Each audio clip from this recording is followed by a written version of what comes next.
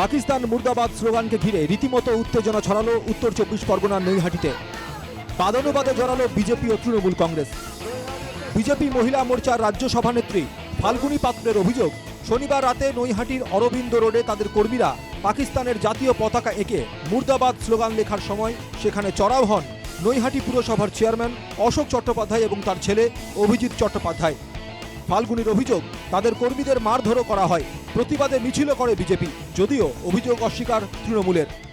অন্যায়ের বিরুদ্ধে লড়াই করি, আমাদের জঙ্গিদের বিরুদ্ধে এই লড়াই আমাদের জারি থাকবে, আগেও ছিল, আগামী দিনেও থাকবে, ভবিষ্যতেও আমরা এই অন্যায়ের বিরুদ্ধে প্রতিবাদ করব। সেখানে অশোক চ্যাটার্জি ছিল, অশোক চ্যাটার্জির ছেলে ছিল এবং তার টিম অর্থাৎ কোম্পানি, অশোক চ্যাটার্জি, অভিজিৎ চ্যাটার্জি তার কোম্পানি সেখানে ছিল, তারা মিলে এই অত্যাচার করেছে। এটা তো তৃণমূলের কোম্পানি চলে, সেই কোম্পানির একজন অশোক চ্যাটার্জি আর এই অভিজিৎ চ্যাটার্জি তারাও সেই কোম্পানির একজন সদস্য, তারা এসে এই অত্যাচার চালিয়েছে। এবং পুলিশ যদি বলতে পারে ধাক্কা দেখি তো হয়নি।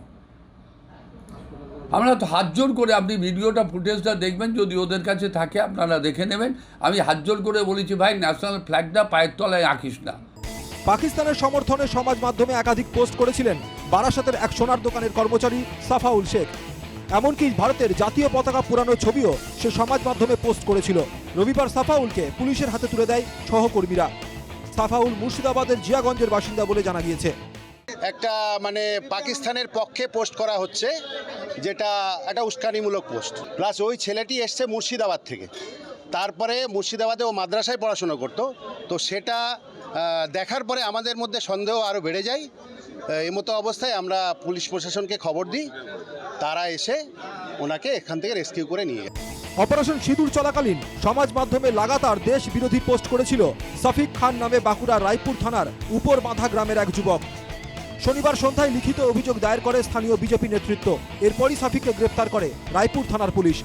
23 তারিখ পর্যন্ত সাফিকের পুলিশে হেফাজত দিয়েছে আদালত।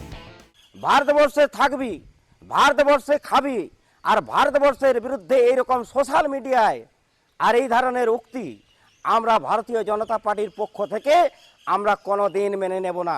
সেই জন্যই ভারতীয় জনতা পার্টির পক্ষ থেকে আমরা গতকালকে থানায় গিয়েছিলাম এবং তার বিরুদ্ধে কমপ্লেন করা হয়েছে।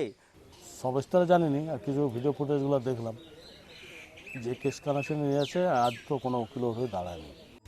সমাজ মাধ্যমে যাতে কেউ দেশ বিরোধী প্রচার না করে সেদিকে কঠোর নজরদারির নির্দেশ আগেই দিয়েছেন কেন্দ্রীয় স্বরাষ্ট্রমন্ত্রী অমিত শাহ। বিষয়টি নিয়ে কড়া বার্তা দিয়েছেন মুখ্যমন্ত্রী মমতা বন্দ্যোপাধ্যায়ও। পুলিশও এই বিষয়ে নজরদারি করা করেছে। Bureau report, NKTV Bangla.